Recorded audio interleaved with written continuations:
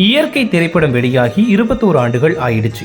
அறிமுக படத்திலேயே மிகப்பெரிய தாக்கத்தை ஏற்படுத்திய இயக்குநர்களில் எஸ்பி ஜனநாதனும் ஒருவர். 2003 இவர் இயக்கிய இயற்கை திரைப்படம் காதலர்கள் மற்றும் ஒருதலை காதலர்கள் மத்தியில் ஏற்படுத்திய பெரும் தாக்கத்தை யாராலும் மறக்கவே முடியாது.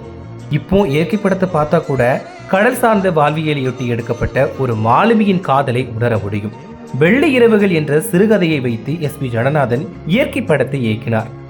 1 கோடி ரூபாய் செலவில் எடுக்கப்பட்ட இந்த படம் வசூல் ரீதியாக வெற்றி பெறவில்லை என்றாலும் தேசிய விருது உட்பட முக்கிய விருதுகளை வென்றது. இந்த படத்தோட கதை என்னன்னு பாத்தீங்கன்னா, வாழ்க்கையின் பெரும்பாலான நேரத்தை கடலிலேயே செலவிடும் ஒரு மாலுமி கரைக்கு திரும்பும் போது நீண்ட நாட்களாக காதலனை தேடி காத்திருக்கும் பெண் மீது காதல் கொள்கிறான். இருவரும் பழகிய பிறகு அப்பெண்ணுக்கு மனமாற்றம் ஏற்படுகிறது.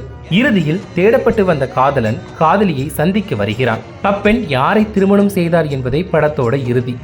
இந்த படத்துல ஷியாம், அருண் விஜய், குட்டி ராதிகா, பசுபதி, செந்தில், கருணாஸ், சிமா பிஸ்வாஸ், சின்னி ஜெயந்த் உள்ளிட்டவங்க நடிச்சிருந்தாங்க. படத்தோட முதல் 15 நிமிடங்கள்ல கரை திரும்பும் மாலுமிகளின் செயல்கள் எப்படி இருக்கும், கடலோர மக்களின் வாழ்வியல் என்ன என்பதை ஏகாம்பரம் காட்சிப்படுத்தி இருப்பாரு. கப்பலோட பழுது நீக்கு பணிகள் நடைபெறும் நேரத்துல ஷியாம் தான் ஆசைப்பட்ட வாழ்க்கையை வாழ நினைக்கிறாரு.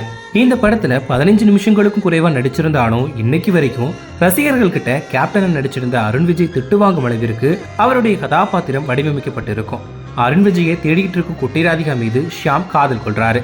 குட்டி ராதிகாவை காதலிச்சாலும் அவருடைய ஆசைக்காக அருண் விஜயை தேட உதவுறாரு. ஒரு கட்டத்துல ஷியாம் குட்டி ராதிகா கிட்ட காதலை வெளிப்படுத்தியதுக்கு அப்புறமா கோபத்துல அவர் விலகி செல்றாரு.